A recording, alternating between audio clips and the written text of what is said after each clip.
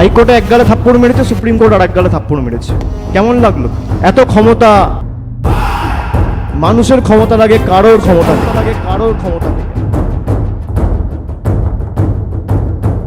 100 দিনের টাকা কোর্টে বলে দেওয়ার পরেও সুপ্রিম কোর্টে চ্যালেঞ্জ করে বিজেপি গেছে যাতে বাংলার জব কার্ড হোল্ডার তাদের টাকা না পায়। এই বিজেপির বিরুদ্ধে যারা বাংলার বিরুদ্ধে যুদ্ধ ঘোষণা করেছে, আমরা তাদেরকে 1 ছটাক জমি আগামী 2026-এ ছাড়বো না।